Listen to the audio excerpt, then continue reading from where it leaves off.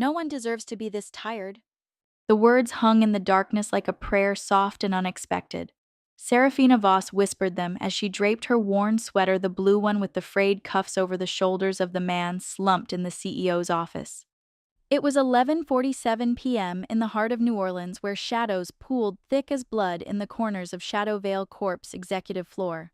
The man beneath that sweater was Lucius Draven, chairman of the company, patron of half the city's historic renovations, and a figure who moved through society like smoke through silk. He was also a Vampire King CEO who'd ruled the supernatural underworld for 500 years. And he wasn't sleeping. The Vampire King CEO fakes a nap, a calculated trap. Through half-closed lashes, Lucius watched her every movement. For 2 weeks, someone had been stealing from this floor, small things at first, then bolder.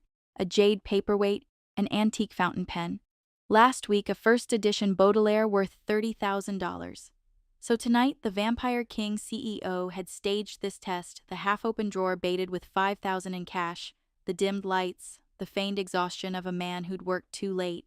He'd lived through the Italian Renaissance, survived 2 world wars, witnessed humanity drown itself in greed and violence again and again.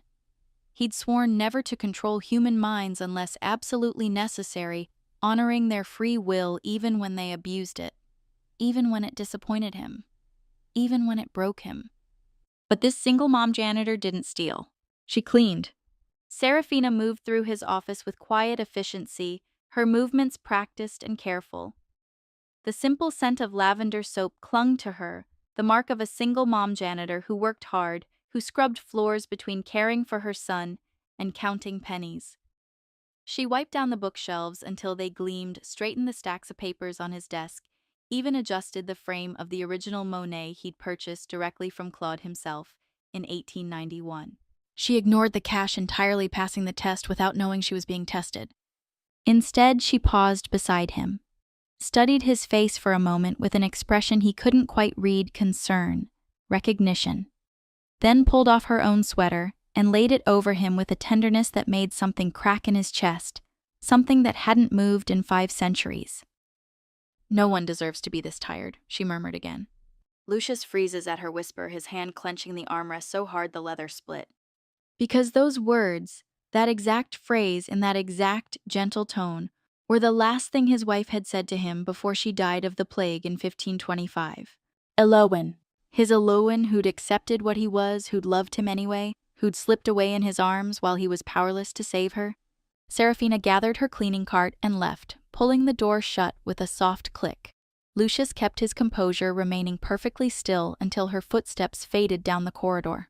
Only then did he sit up slowly, lifting the sweater to his face. Lavender and something else. Something that made his dead heart remember how to ache. He pulled out his phone with hands that almost trembled. Garrick. His voice was rough. I need everything on the cleaning woman who just left my office. Everything: background, family, employment history, even a DNA sample if you can manage it. A sleepy, confused voice answered, Sir, it's almost midnight. Now. He ended the call and stared at the sweater in his hands, breathing in the scent of lavender soap and the faint warmth of her body. For the first time in 500 years, Lucius Draven felt something more terrifying than death itself. Hope? Will the past rise again, or is this just another cruel trick of time? Lucius replayed the security footage 57 times. Frame by frame, he watched Serafina approach his chair. Watched her pause, tilt her head as if listening to something he couldn't hear. Watched her pull off that sweater and drape it over him with a care that seemed to cost her something. He zoomed in on her face. 28, maybe. Brown hair pulled back in a neat ponytail. Tired eyes that caught the dim light and threw back a flash of gold. He rewound, froze the frame. Yes. For just a fraction of a second, her eyes had gleamed gold under the dim office lighting, like Elowen's had under the full moon. His voice analysis software found no matches for her whisper in any database. The biometric data from the building's security system showed something even stranger. Serafina's heart rate had dropped when she approached him. Slowed. Calmed. The opposite of human predatory instinct. The opposite of fear. Garrick's file arrived at 3 a.m., and Lucius read it as false dawn painted the windows gray. Serafina Voss, 28. widowed 4 years ago when her husband died in a construction accident. One child, a 6-year-old boy named Thorn. 2 jobs to keep them afloat: night janitor at Shadowvale Corp and weekend server at a diner in the bustling French Quarter. No criminal record, no social media presence. Debts piling up like storm clouds. A ghost in a city built on ghosts. Lucius closed his eyes and saw Elowen's face in the darkness, the way she'd looked at him when he'd finally confessed what he was expecting: revulsion, and finding only understanding. He needed to know more. Which was why 3 nights later he found himself in the building's basement wearing coveralls and a fake ID that read, Derek Nightshade Maintenance. The basement smelled of mildew and old secrets. Pipes groaned overhead like the voices of things that had been buried too long. The wind howled through gaps in the foundation, sounding like demonic whispers. Lucius was adjusting a breaker panel, actually working because even lies should have integrity, when he heard her cartwheels squeaking down the corridor. "You're new, right?" He turned. The single mom janitor stood there in her cleaning uniform, smiling at him with a warmth that seemed impossible for this late hour, this cold place. "Welcome to the late-night world around here." They worked in companionable silence for a while. She scrubbed floors while he pretended to check wiring. She shared casual conversation about trying to save up to move somewhere safer for Thorn, about life being too chaotic with street violence and gunshots at night. When she struggled with a particularly heavy box of cleaning supplies, he helped her move it without thinking, and his sleeve rode up, exposing the thick scar that ran from wrist to elbow. A souvenir from 1647, when he'd been careless enough to get caught in the sun. "That must have hurt a lot," Seraphina said softly, with the kind of empathy that actually understood pain. The same way Elowen had looked at his scars. Old injury, and he managed. A light bulb exploded above them without warning, raining glass. Lucius moved on instinct, pulling Seraphina against him, shielding her body with his own.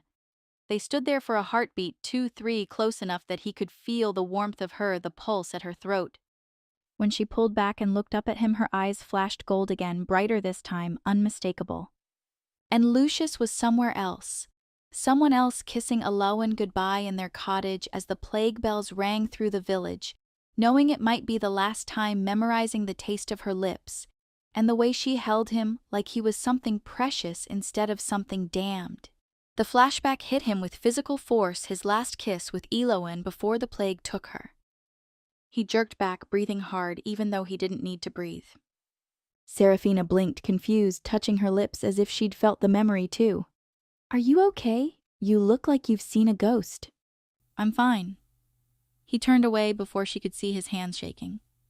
"You should be careful down here. Old building, lots of things waiting to break." "Story of my life," she said lightly, but there was an edge to it, the sound of someone who'd learned to laugh at the weight she carried, because crying didn't pay the rent. Lucius waited until she'd moved to the next corridor.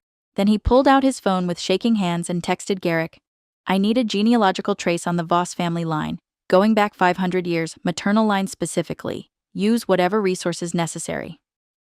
The response came 2 hours later, just before dawn. "Sir, preliminary results are unusual. Seraphina Voss is a direct maternal descendant of a family called Ravencrest. Records show they survived the Great Sussex Fire of 1592 and emigrated to the colonies. The bloodline traces back to..." Lucius didn't need to read the rest. He already knew. Elowen Ravencrest had been his wife. His human wife who'd chosen to stay mortal rather than become what he was, who'd wanted to live her natural span and die with grace. And now her blood, her soul had found him again. This wasn't coincidence. The Vampire King CEO realized this was fate testing whether 5 centuries of loneliness had taught him anything about love or curse. In his experience, they were often the same thing. But is this fate's gift or fate's cruelest curse? Seraphina felt the eyes on her for 3 days straight. On the subway home after her late shift, fog draped like whispers. Walking up the cracked steps to her apartment, streetlights flickering.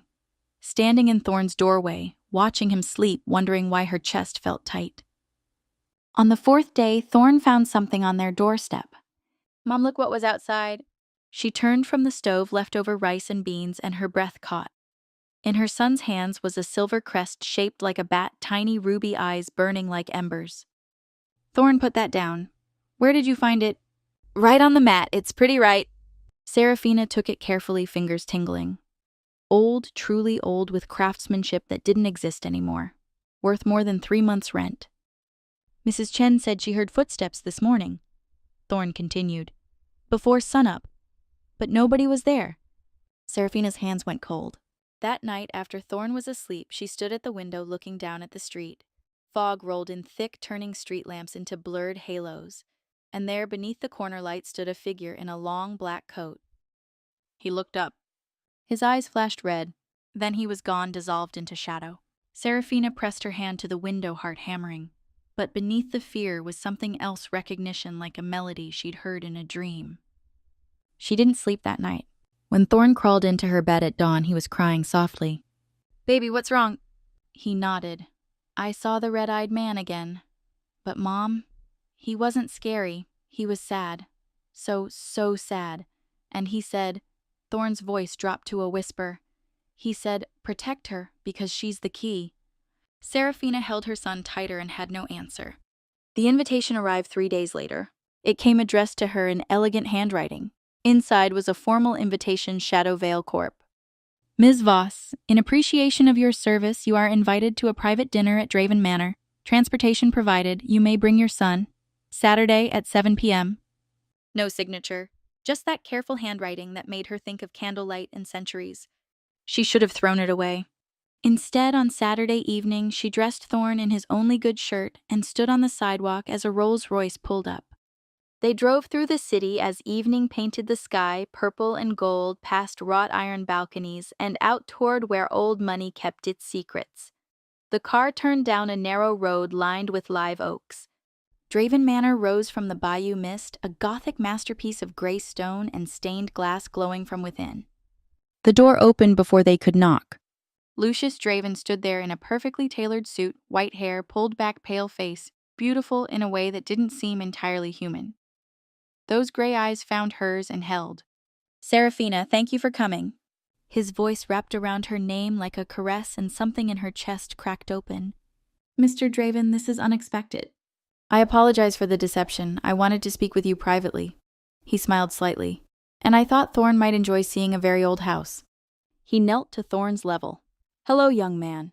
Do you like stories about knights and castles?" Thorne's eyes went wide. "You're the man from my dreams, the sad one." The words fell into the foyer like stones into still water. Lucius went very still. When he looked up at Serafina, something raw moved behind his eyes, hope and terror warring. "I think we have a great deal to discuss." The dining room was set for 3 at one end by candlelight, the walls covered in oil paintings. They ate, or rather she and Thorne ate, while Lucius pretended to moving food around his plate. He asked Thorne about school. He spoke to her about New Orleans, the building's history. Lucius smiled gently.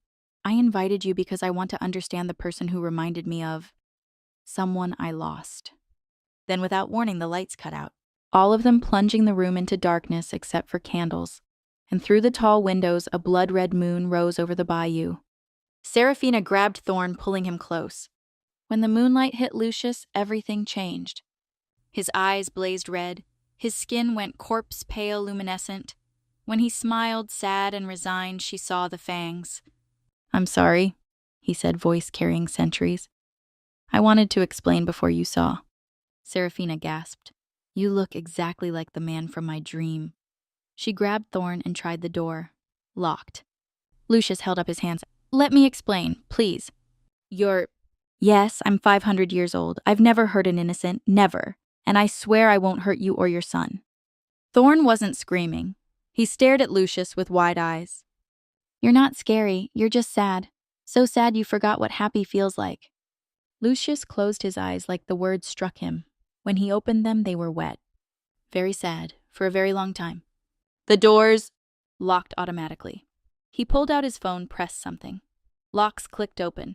"You can leave right now, but please let me explain first why I invited you here, why you remind me of someone I lost 500 years ago." They sat in that red moonlight, and Lucius told her about Aloan. About meeting her in 1523, falling in love.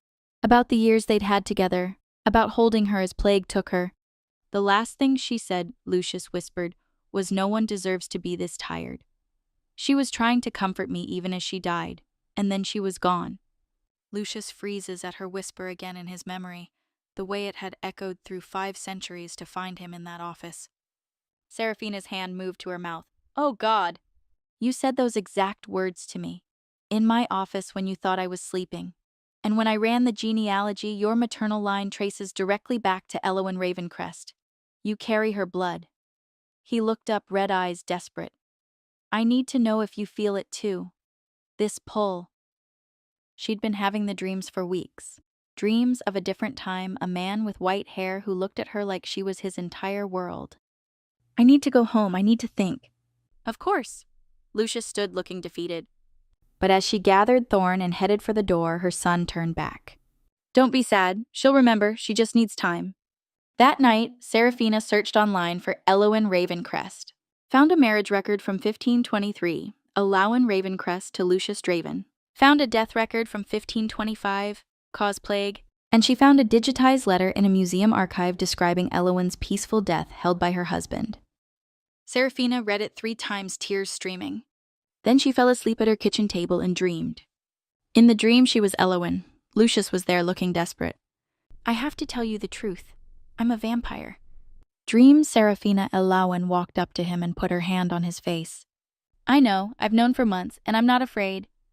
You stayed even knowing what I am. I stayed because of who you are, because you're kind, because you see me, really see me.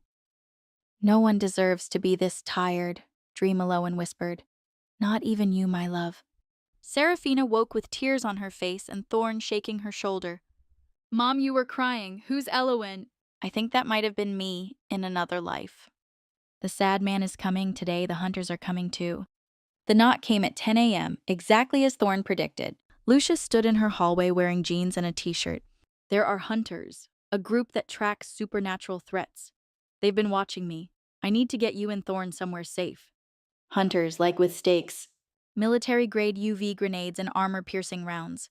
Their leader is Valeria Nightbane. I have a house in the Pacific Northwest, new identities. You can start over. And you? I'll draw them away. You'll die. He smiled slightly sadly. Eventually, but I'm very good at surviving. Seraphina looked at him, really looked. No? Seraphina. No, we face this together. Elowen did, and so will I. She saw his shock. I've been having the memories. I didn't find you again just to run away and leave you to die alone. You could die too. We all die eventually. In my dreams, Elowen's eyes flash gold and she's strong. What if that's inheritance? Maybe it can counter their UV weapons. Lucius stared at her, hope and terror warring. The gold flash. I've seen it when you're near me. Thorn appeared in the doorway, already dressed, small backpack on his shoulders. The bad lady is coming. She's really angry, but she's also really sad. Lucius knelt down. Can you see the future, Thorn? Sometimes. And I feel that Mom has to go with you, and I have to go too, because if we split up, everything goes wrong. Seraphina squared her shoulders. Tell me what to do. Tell me how we fight. Lucius looked between them, this woman who might be his wife reborn, and this child who spoke prophecies, and felt something shift. For 500 years he'd faced threats alone. Maybe it was time to try something different. We go to the roof of Shadowvale Corp. High ground, no civilians escape routes. We face them together. But Seraphina? He caught her face in his hands. If I tell you to run, you run. No promises, except this one we face it together, no matter what. They gathered what little they needed and headed into the city toward the confrontation that had been 500 years in the making. The hunters attacked with UV grenades at the rooftop. The Vampire King CEO shielded the single mom janitor, skin scorching. She covered him with the sweater, the same blue one from that first night when he fakes a nap to test her and murmured the familiar words, "No one deserves to be this tired. Stay with me." Her eyes flashed gold, creating an energy shield that pushed back the artificial sunlight, giving them precious seconds to breathe. What power lies dormant in her blood, waiting to wake and change everything? On the Shadowvale Corp rooftop, 8 hunters stormed in with military precision and advanced UV gear. Leading them was Valeria Nightbane, red hair in a severe braid, ice blue eyes, burning with fury, silver sword strapped to her back. Her black tactical armor bore an old hunter family crest. Lucius Draven. her voice cut across the roof. You'll die tonight for your crimes, for existing as a vampire, for murdering my father in the 16th century. Lucius shoved Serafina behind him. Run! This is my war, not yours.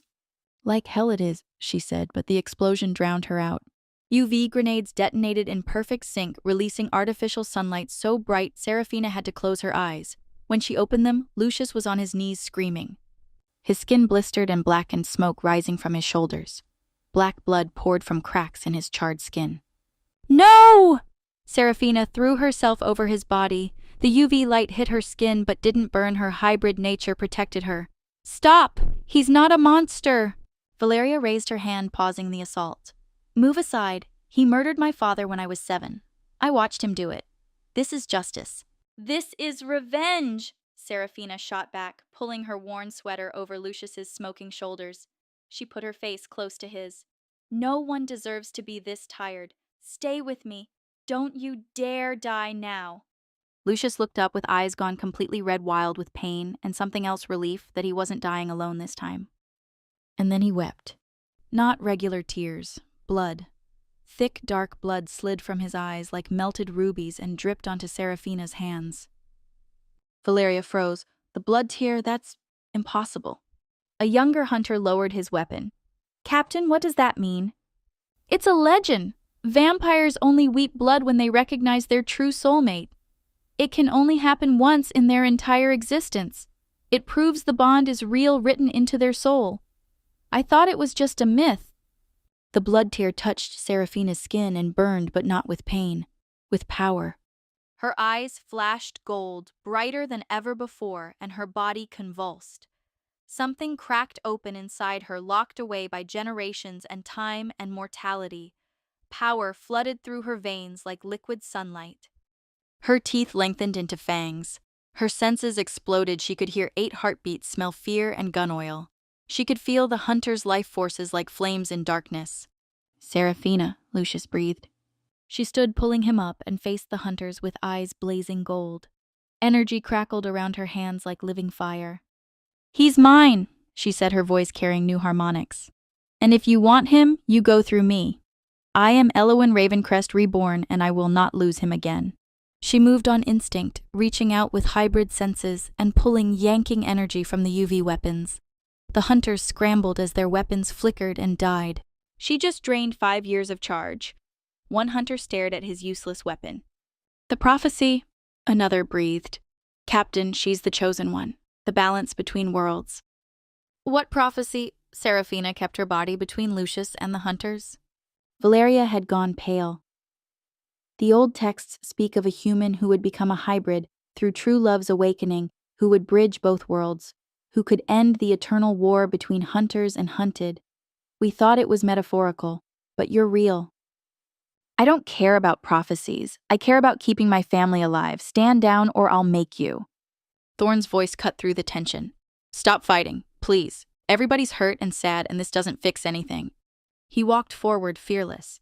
He stood beside his mother, looking up at Valeria. You're not bad, he told her gently. You're just hurt. Someone hurt you when you were little and it never stopped hurting. But turning hurt into anger didn't make it go away, did it? Valeria's eyes filled with tears. Her sword hand trembled. Lucius Draven killed my father. I was 7. I saw it happen. Your father was going to burn Elowyn alive, Lucius said, voice raw but steady. He called her a witch for showing kindness to a vampire. He was going to tie her to a stake and watch her burn. So yes, I killed him. And I'd do it again because she was innocent and he was a murderer hiding behind righteousness. He was my father. He was a monster.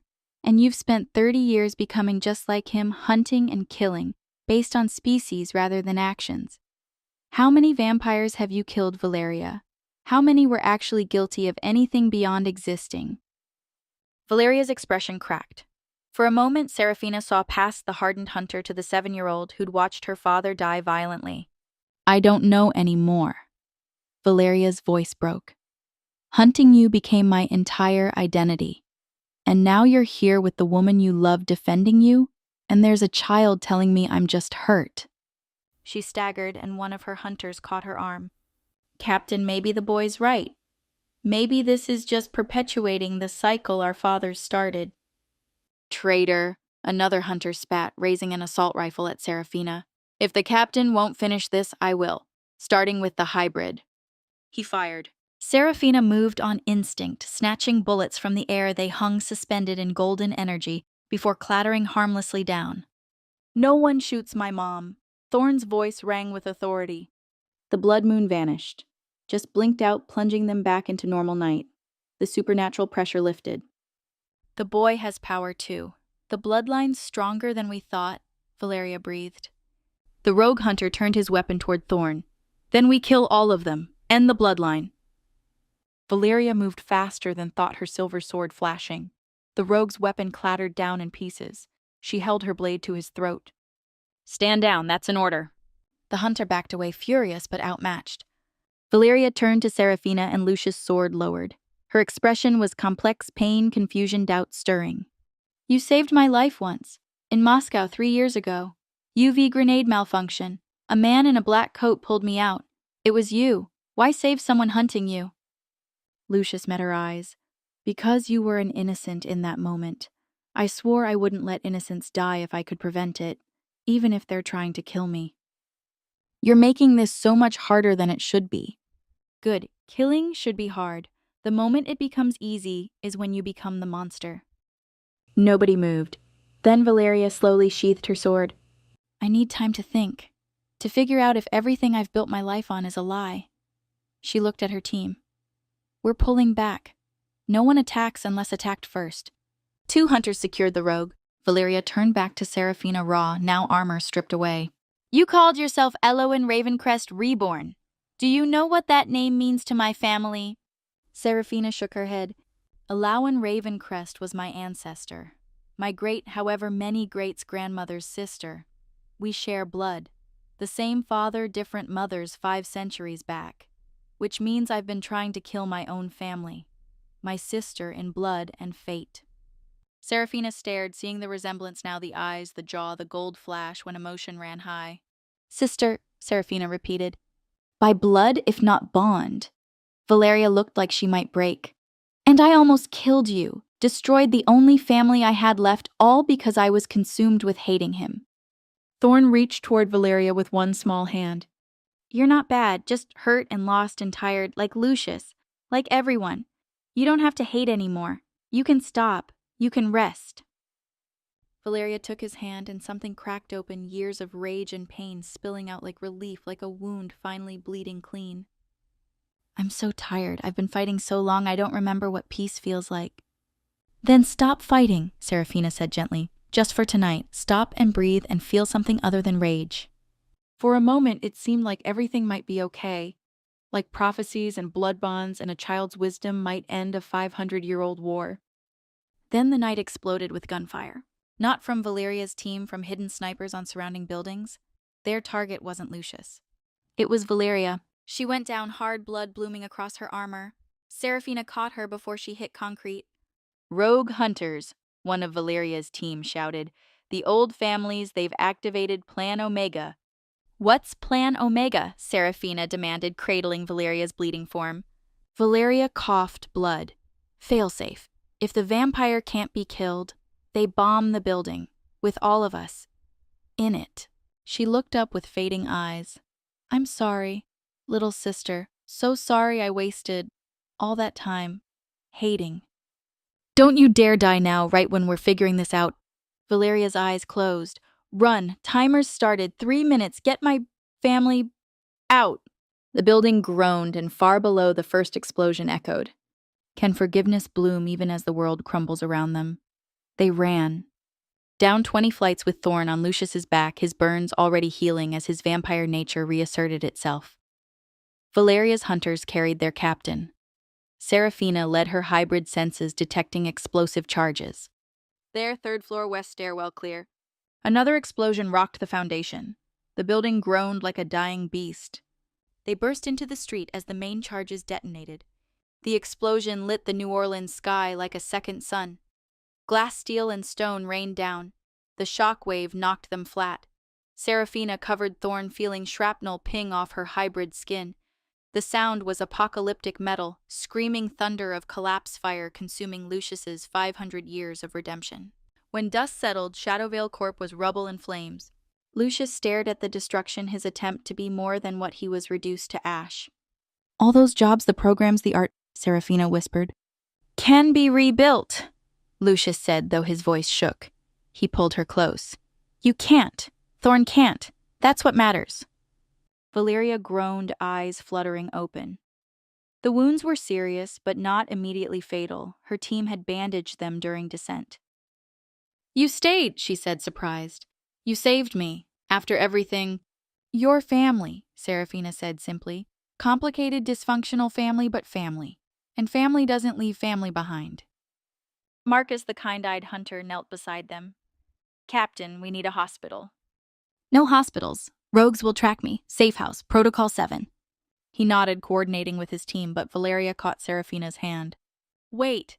Need to tell you. The prophecy, it's not just about being the balance. It says only reborn love can end the cycle.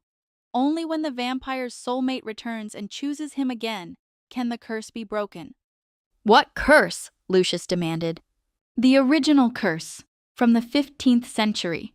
The witch you killed before becoming a vampire cursed you with eternal loneliness. You'd walk forever but never rest, never find peace, never be truly human again. She looked between them. But the curse had an escape clause. If your true soulmate's soul returned and chose you freely despite knowing what you were, the curse breaks. You become human. That's impossible. I've been a vampire for 500 years. Can't you? Valeria smiled weakly, pulling out an old photograph. This is me at 7, the day after you killed my father. Look at my eyes. Lucius took it. His face went white. They're gold, like Aloan's. Like Seraphina's. Valeria's voice weakened. I spent my life hunting you for revenge. But 3 months ago, I found my grandmother's diary. It said she was Aloan's half-sister. Same father, different mothers. I'm not just your enemy's descendant. I'm your wife's blood, Seraphina's family. Her laugh was bitter. I've been trying to kill my own sister. The revelation hung in smoke-filled air. I orchestrated everything, Valeria confessed. The hunters finding you. Thorn being kidnapped, briefly testing your bond. The blood moon. I forced your awakening because the prophecy said only reborn love could end the hunt cycle. I thought if I could prove the bond was real, I could finally stop, finally rest. Tears streamed down her face. Forgive me, little sister. I was so wrong. Seraphina felt anger flash. Valeria had manipulated them, endangered Thorn. But looking at this bleeding, broken woman finally being vulnerable, she couldn't hold the rage. I forgive you, but you have to live. Stay alive so you can do better. Help fix what you broke. Trying, Valeria managed. Emergency vehicles approached, sirens cutting through the night. But before Valeria's team could move her, the remaining rogue hunters struck. 4 of them came from shadows, fanatics from old families. They ignored Valeria's team, going straight for their targets. If we can't kill Draven, we'll kill the boy. Hybrid spawn shouldn't exist. One grabbed Thorn, pressing a silver knife to his throat hard enough to draw blood, a thin red line gleaming in firelight.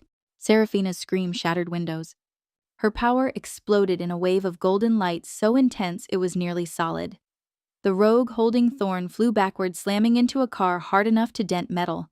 She was on them before they could fire. She moved like living lightning, hybrid speed, strength, fury combined.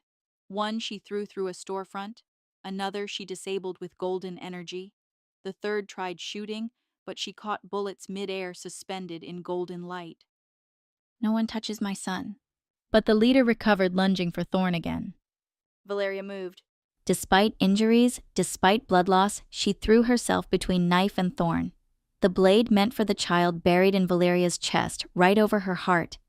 She gasped, staggered, fell. Seraphina caught her while Lucius secured Thorn, and Valeria's team subdued the rogues with lethal force. Why? Seraphina demanded, pressing hands over the wound, trying to channel healing. Why would you do that? Valeria smiled, blood on her lips.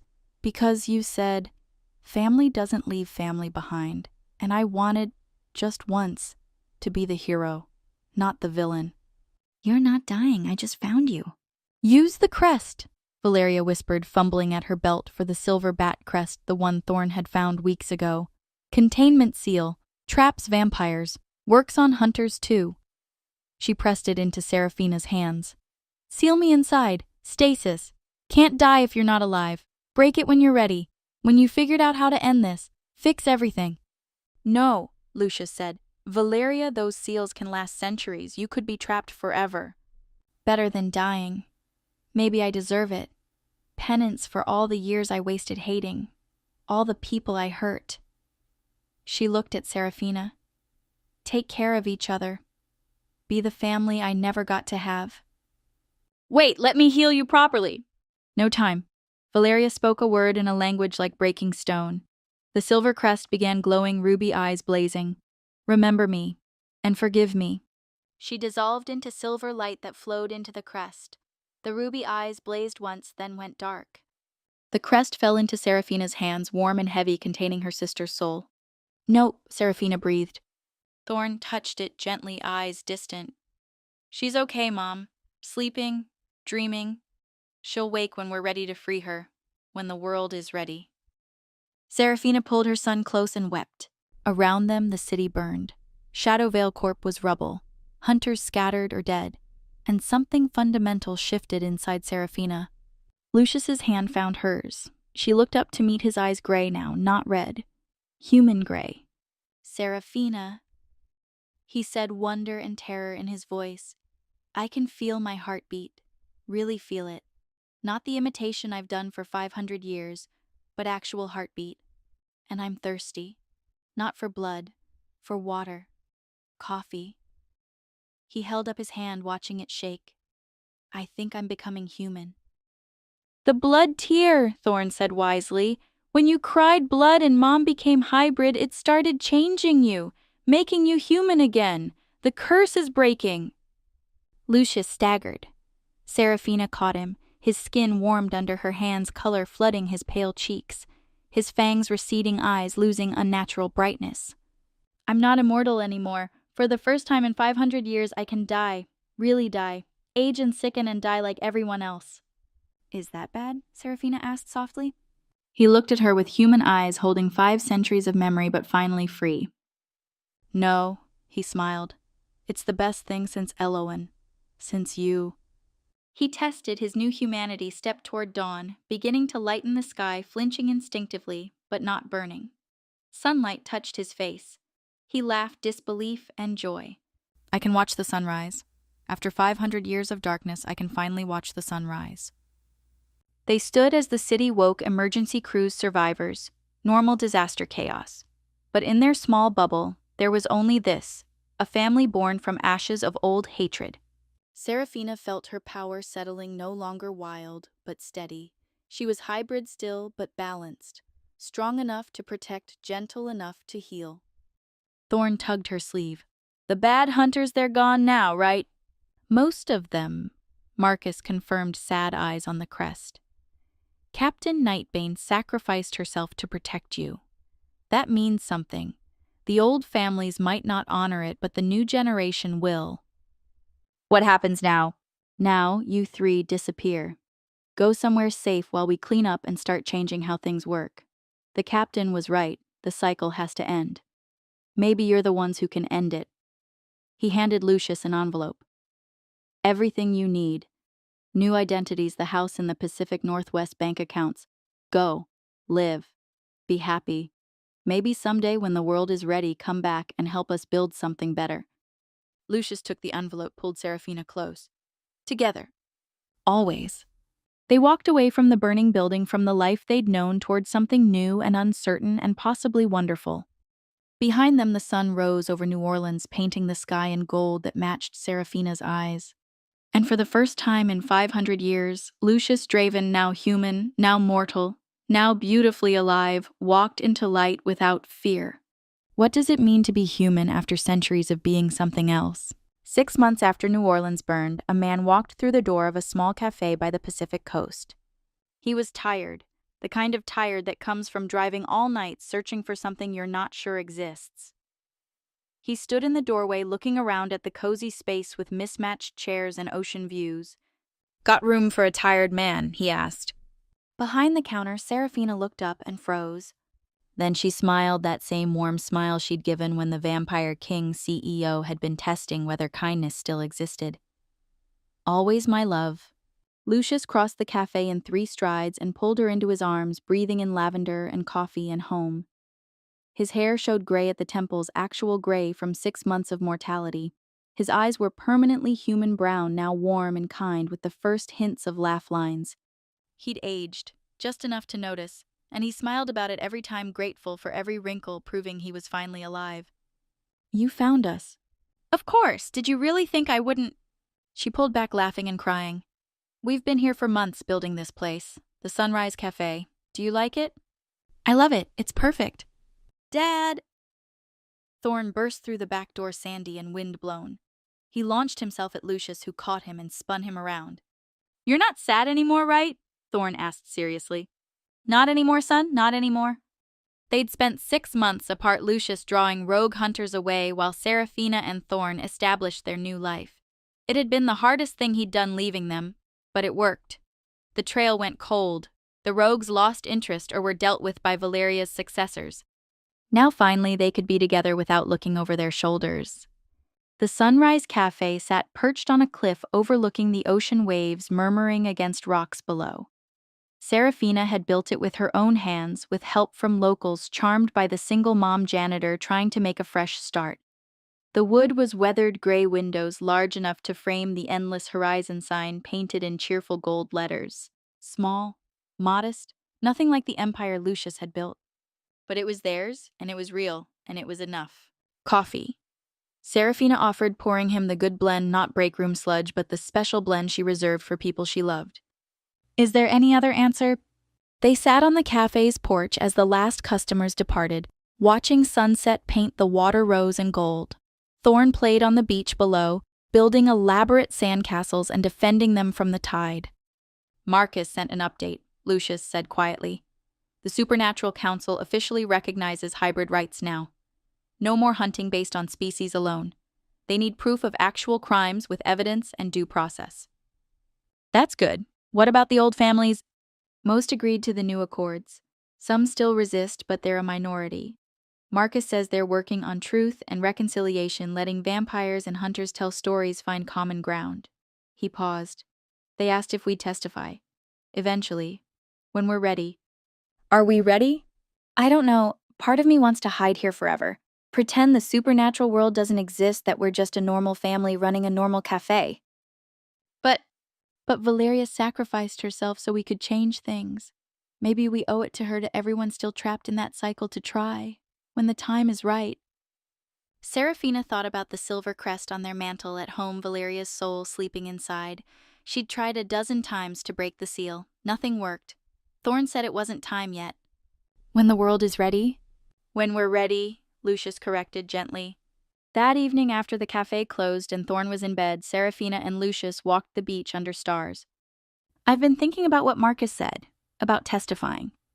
And I think we should do it. Not now, but soon.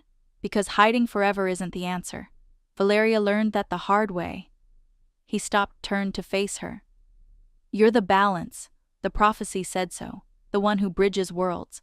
Maybe you're supposed to help build the new world, not just escape the old one. That's terrifying.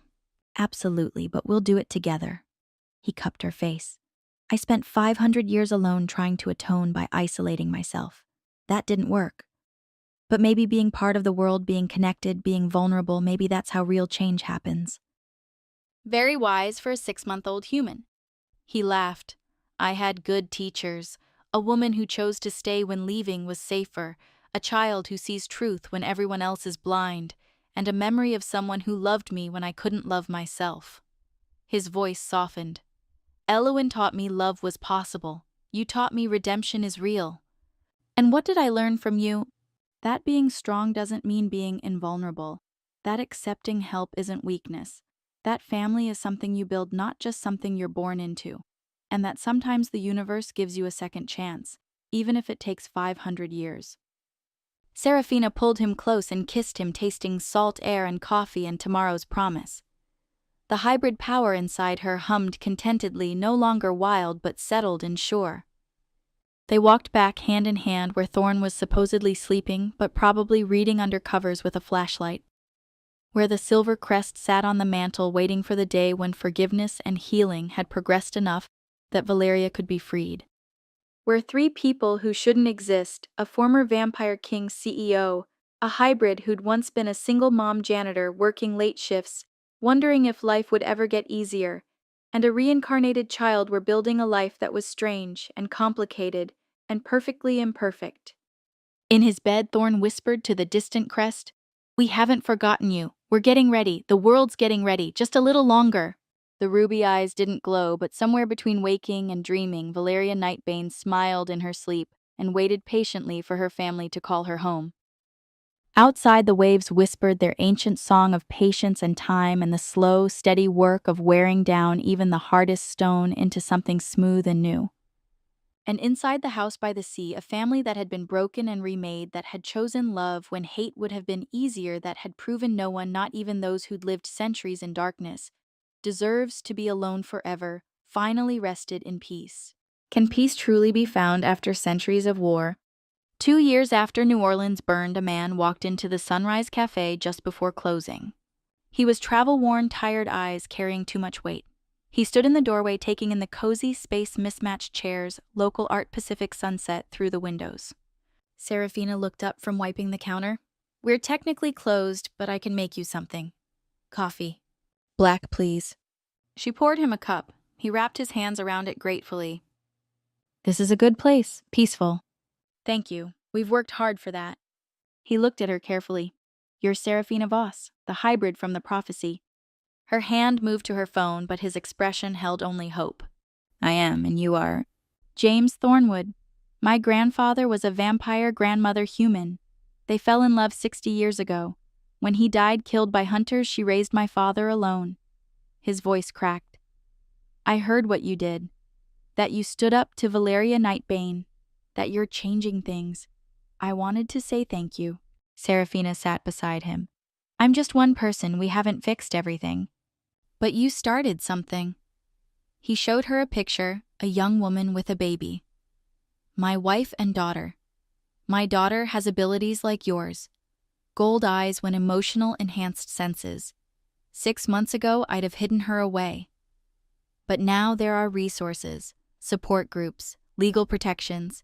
She can grow up without fear, because of you." Tears pricked Serafina's eyes. "What's her name?" "Alawan, after the woman who loved a vampire and changed everything by refusing to hate." After James left, Serafina walked home along the beach. She found Lucius reading to Thorn on their porch. 8 now, growing fast, but still young enough for bedtime stories. "How was the cafe?" "Good. Someone came to thank us." She told him about James, about baby Elowen. "We're making a difference. Slow, hard, but real."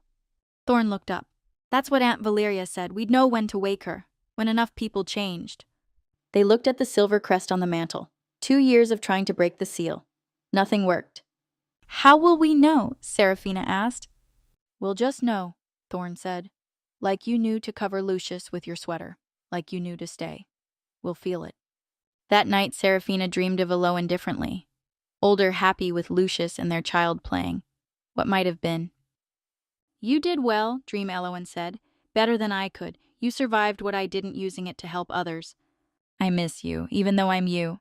I'm not gone. I'm woven into who you are. All my love, hope, choices, they live in you. That's reincarnation. Not replacing, but adding."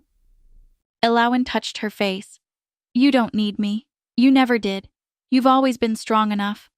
When Serafina woke, Lucius was already awake. "I dreamed of Elowen. She said it's okay to let go. That loving you doesn't mean forgetting her." He turned to Serafina. "I've been holding on to her to punish myself. Keeping grief fresh because I thought I deserved to hurt forever. And now I think honoring her means being happy. Living the life she wanted for me." He took her hand. "I love you. Not because you're Elowen reborn, but because you're Serafina. Brave, kind, stubborn, seeing the best in people. I love you for who you are now, not who you were." "Most romantic thing you've ever said. 500 years of practice should be getting good." They lay together in darkness, listening to ocean and Thorn's quiet breathing. Seraphina felt something settle, not wild, hybrid power or Aloan's memories, but something simpler. Peace. The kind that comes not from absence of conflict but presence of purpose. From knowing your life matters. From choosing love over fear until it becomes natural as breathing. She fell asleep to Lucius's heartbeat, human now mortal, finite, and infinitely precious, dreaming of the future.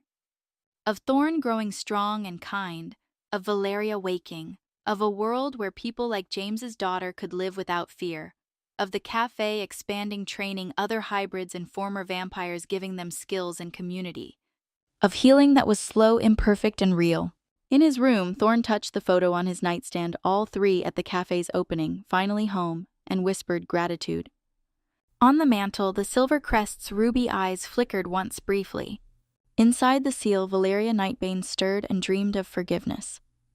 Healing isn't a destination, but a direction toward hope, love, and home. 5 years after that first night in the CEO's office on a quiet spring morning, the impossible happened. Lucius walked into the Sunrise Cafe carrying Thorn, 10 now, lanky and laughing, and found Seraphina at the counter staring at the silver crest. It's warm. For the first time in 5 years, it's actually warm. Thorn touched the crest, eyes distant. She's ready. We're ready. It's time. They drove to the beach with the crest. Sunset painted the Pacific gold. They stood at the water's edge where everything began and was remade. Together, Lucius asked. Together. They placed hands on the crest, Seraphina's hybrid power, Lucius's humanity, Thorn's wisdom. The seal cracked. Silver light exploded. When it faded, Valeria Nightbane stood before them, blinking in sunset. Same but different hardness gone, ice melted to warmth. She stared, then smiled tentatively. Hey, little sister, sorry I'm late. Seraphina laughed and cried, throwing arms around Valeria, who stiffened, then slowly hugged back.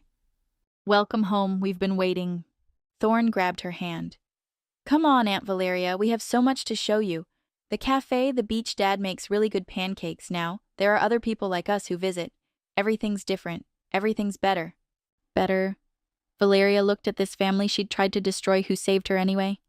That's good, I'd like to see that. They walked up the beach as sunset behind them, a former Vampire King CEO learning to be human. A hybrid bridge between worlds who'd once been a single mom janitor working late shifts, wondering if life would ever get easier, a prophetic child carrying hope, and a hunter who learned the real battle was against hatred, not monsters. 4 people broken and remade, who chose love when hate was easier, who proved no one, not even those who lived centuries in darkness, deserves to be alone forever. 4 who became family not because fate demanded it, but because they fought for it. Above stars appeared constant, patient witnesses to all human and not so human struggles, reminding anyone who looked up that darkness always gives way. No one deserves to be this tired. The words hung in the darkness like a prayer, soft and unexpected. Seraphina Voss whispered them as she draped her worn sweater, the blue one with the frayed cuffs, over the shoulders of the man slumped in the CEO's office. It was 11:47 p.m. in the heart of New Orleans, where shadows pooled thick as blood in the corners of Shadow Vale Corp's executive floor. The man beneath that sweater was Lucius Draven, chairman of the company, patron of half the city's historic renovations, and a figure who moved through society like smoke through silk. He was also a Vampire King CEO who'd ruled the supernatural underworld for 500 years. And he wasn't sleeping. The Vampire King CEO fakes a nap, a calculated trap. Through half-closed lashes, Lucius watched her every movement. For 2 weeks, someone had been stealing from this floor, small things at first, then bolder. A jade paperweight, an antique fountain pen. Last week, a first-edition Baudelaire worth $30,000. So tonight, the Vampire King CEO had staged this test, the half-open drawer baited with $5,000 in cash, the dimmed lights, the feigned exhaustion of a man who'd worked too late.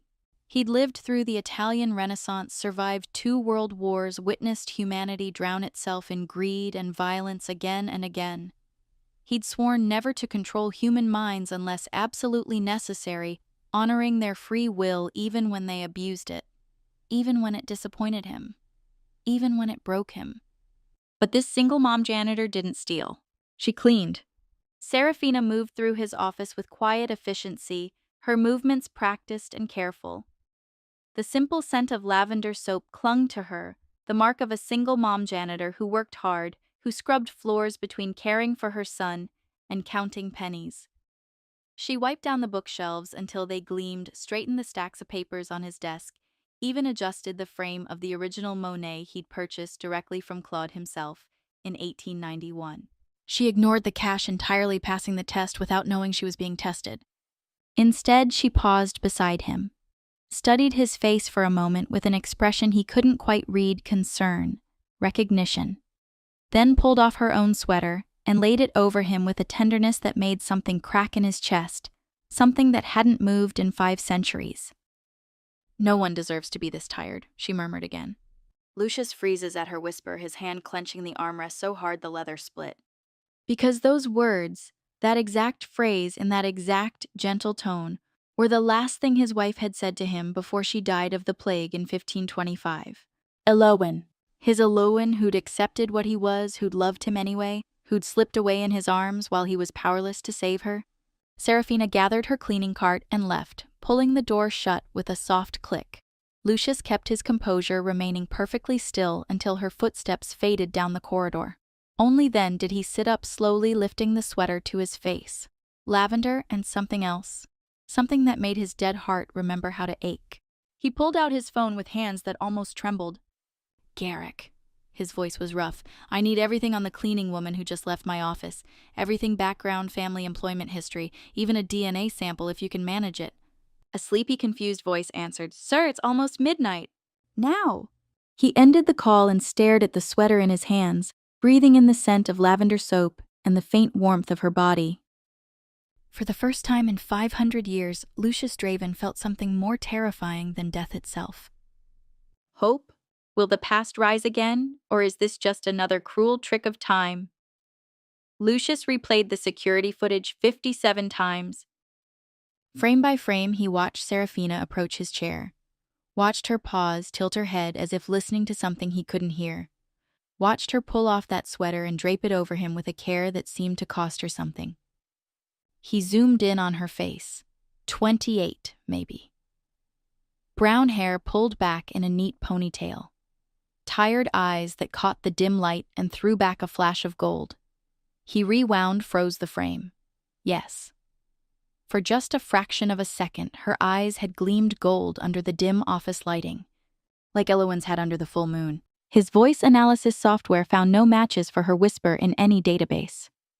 The biometric data from the building's security system showed something even stranger. Seraphina's heart rate had dropped when she approached him. Slowed. Calmed. The opposite of human predatory instinct, the opposite of fear.